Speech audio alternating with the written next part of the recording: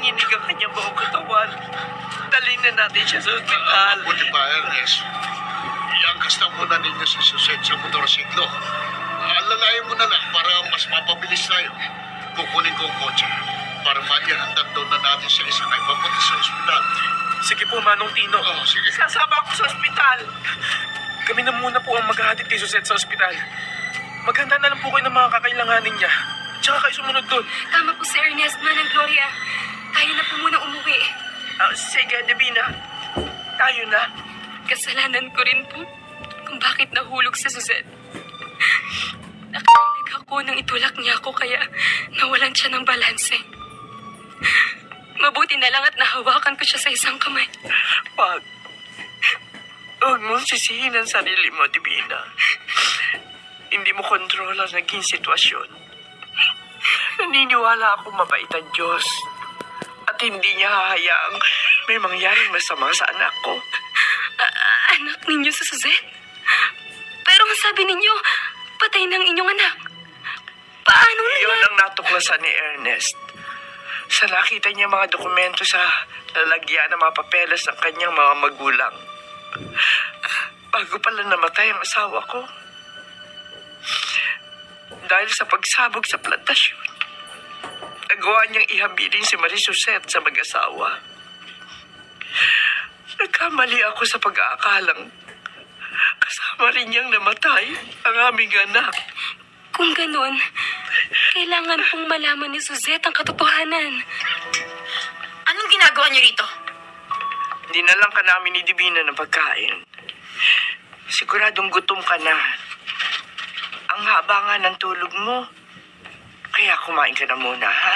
May mga prutas kaming dala ni Manang Gloria, Suzette, para makabawi ka agad ng lakas. Ayokong kumain. At lalong ayokong makita ang mga pagmumukha niyo. Kaya pwede ba? Bitbitin niyo na lahat ng dinala niyo rito at umalis na kayo. Nagpunta talaga kami ni Manang Gloria rito para malaman ang kalagayan mo.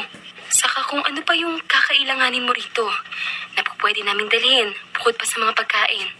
Bakit ba kasi ayaw pa ninyong aminin na nagpunta lang kayo rito para sumbatan ako sa ginawa ko at pagtawanan? Dahil ako ang nahulog sa bangin, imbis si Divina. Na ako ang kinarma sa sarili kong kawalang-iyaan dahil napakasama akong tao. Na sana nga, nahulog na ako ng tuluyan at namatay dahil matutuwa pa kayo kung yun ang nangyari, di ba? Nagkakamali ka ng iniisip mo, anak. Anak? Bakit mo ako tinawag na anak? Anong karapatan mong tawagin akong anak? Ha? Ano? Tabangan natin ang kwarto ni Mama.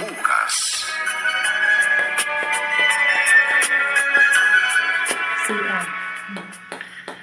Maliwanag ang nakasaad sa birth certificate na ito na si Manang Gloria ang tunay mong ina.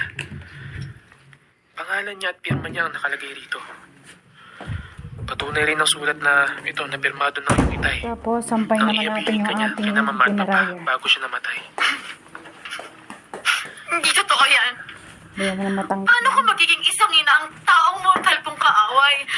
Suzette, bakit hindi mo buksan ang iyong puso sa taong tunay na nagmamahal at nagmamalasakit sa'yo? Hindi mo ba alam na maraming beses niya akong sinabihang mamatay na sana ako? Ha? Inaamin ko. May mga pagkakataong nasabi ko yun noon. Sa kagustuhan ko lamang na maituwid ang mga pagkakamali mo. Pero ngayon ngang nalaman kong anak kita. Humihingi ako ng tawad sa mga sakit na loob na naibigay ko sa iyo. Pero tama ka. Mas gugustuhin ko na lang na mamatay. Kaysa sa tanggaping ikaw nga ang aking ina dahil galit lang na nag-uugnay sa ating dalawa. Kaya huwag kang umasap, kikilalanin kita. Suzette! Bumalik ka rito! Napakatigas ng kanyang puso, Ernest. Umasa pa rin tayong lalambot din ang loob niya sa tamang panahon.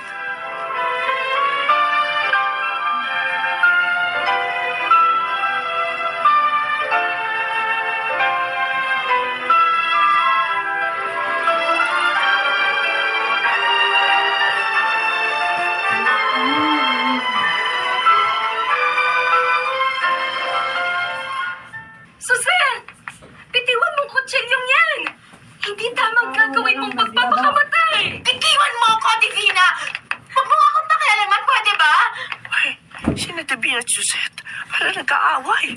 Sa kusina nanggagaling. Divina! Oh, Diyos ko! Bakit hawak ni Suzette ang kutsilyo? Hayaan mo na ako! Laslasan yung pulso ko, Divina! Gusto ko nang mamatay! Ang dami-dami ng kasalanan ko sa inyo! Hindi ko na kayang dalhin lahat! Pero hindi solusyon ng pagpapakamatay. Kung ano man ang pinagdadaanan mo ngayon, Suzy, nandito ako. Si Manang Gloria para tulungan ka, kaya please, yung kutsilyo hawak mo. Akin na. Akin na, Suzy. Tapos din. Anak, nandito kami lahat para sa'yo. Tapos din. Bakit hirap na hirap akong patawarin yung sarili ko, ah? Lahat tayo nagkakamali.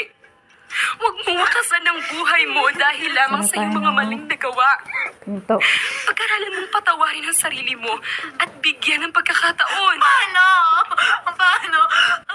At hanggang kailan niyo ako uunawain pa't patatawarin, ha? Hanggang kailan?